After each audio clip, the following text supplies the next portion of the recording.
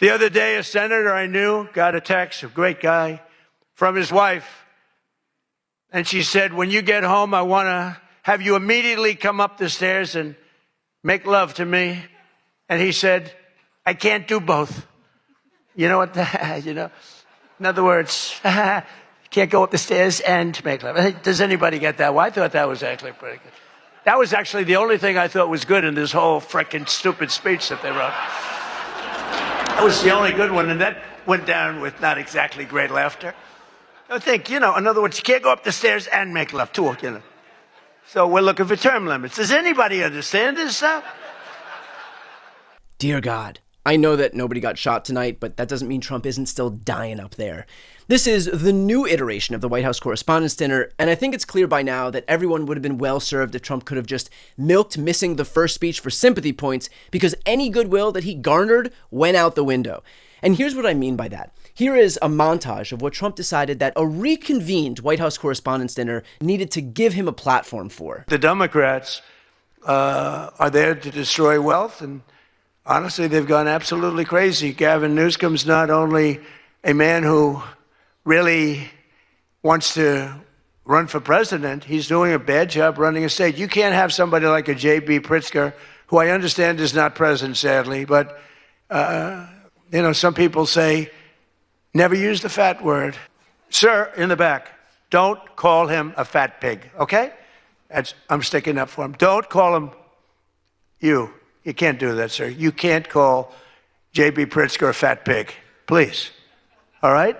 And the word Democrat is something that's come into fashion. I changed the E with a U, and most people don't know that dumb has a B, so we don't have to worry about that.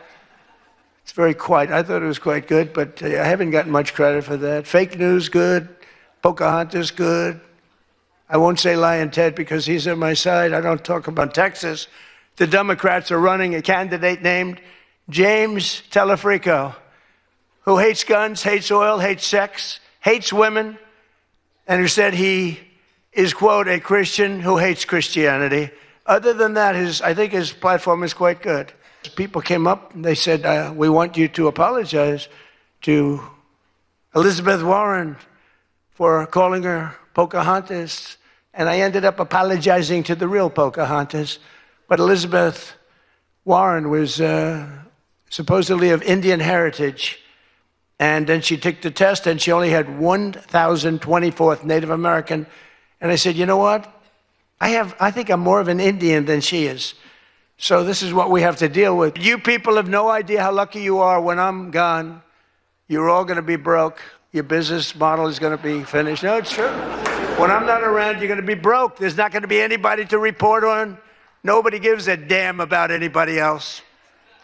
But I want to personally congratulate CNN's Caitlin Collins on receiving her award. It was all about me. It's a fake. She shouldn't get the award. It was a fake, but I didn't mind. I said, Caitlin, congratulations. But it was fake. There's no question about it. But she's a young, attractive woman. She never smiles. I said, Caitlin, do you ever smile? Smile. You have a nice position. You're at CNN Fake News. You should be a happy person. It's been an interesting evening. I didn't really know what to expect. And it's far worse than I actually thought. To be clear, this is an event intended to celebrate a free press, at which Trump stood up and spent the bulk of his remarks attacking the people in that room, the free press. They convened a second White House Correspondents' Dinner expressly to give this man a platform from which he could further undermine the very media sitting in front of him. I would ask when the legacy media will finally learn, that treating this guy as politics as usual is a mistake, but apparently the answer is never. The White House Correspondents Association dinner exists as a tradition precisely because it is supposed to symbolize something bigger than any one president. This is a night where the press and the White House can occupy the same room, roast each other, and still walk out with some mutual respect for the First Amendment intact. That's the whole point.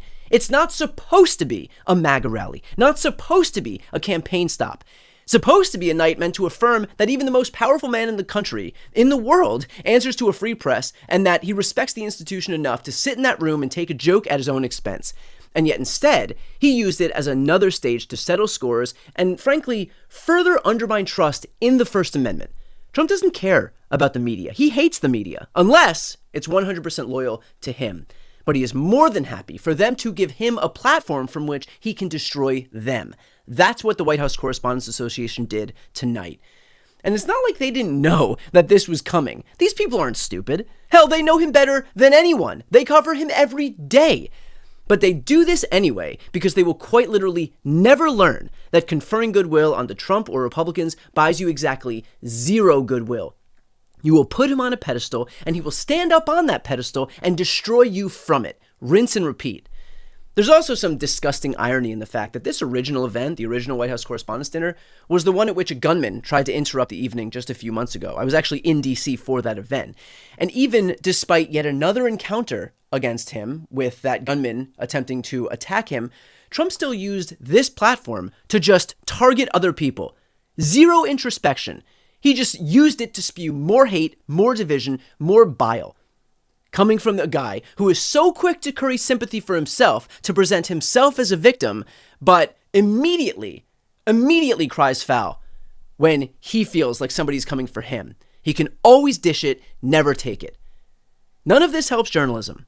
None of it protects reporters who are doing their jobs under increasing hostility, increasing threats, and increasingly thin protections. What it does is teach every strongman curious politician, which basically is most of the GOP, watching tonight that you can walk into the belly of the free press, mock it to its face, and still get invited back next year with all these journalists pretending that everything is fine, just fine. Politics as usual, including with moments like this. We are all doing good together. That's why tonight, to show just how much I care about the press, and I want to save your ratings. I'm pleased to announce my intention to, and this is somewhat of a scoop, my intention to run for a fourth term as President of the United States. I will be doing that. I will be having an official, in fact, I think I have, I won 3 times. Now I'm going to do it again. Thank you. I'm going to do it. Should be easy. I'm getting very good at running for president. No, I won 3 times, did very well the second time, by the way. It's a rigged election, but we don't have to talk about it. You know, it's interesting, when you come back and you do a good job like we did, and you don't care about it so much, but we do have to tighten up these elections because they really are in seriously bad shape. How's that for an evening spent in purported support of the Constitution? A president who uses that event to defy it openly and shamelessly. Now, I don't know if he's joking or if that's just the excuse that he gives to cover for his authoritarian tendencies, and frankly, I don't care, because we know who he is, and so does the White House Correspondents Association. So perhaps learn from one of the 100,000 pieces of evidence right in front of you that we have your efforts to normalize this autocrat that are only undermining the very free press that you claim to support. You cannot do politics as usual with a guy who, if he got his way, would eliminate the ability of a free press to even exist. And look, I understand that journalists want to be neutral, but if you're an American, you must be biased in favor of democracy. And democracy is antithetical to the movement that Trump oversees. Autocrats do not want a free press. Trump is an autocrat. He's issued subpoenas to reporters. He's blocked journalists from the Pentagon. He's sicked his FCC on people who report critically against him or, God forbid, make fun of him. You do not have to do both sides with Trump. And this disgusting speech that we watched tonight is a testament to exactly why.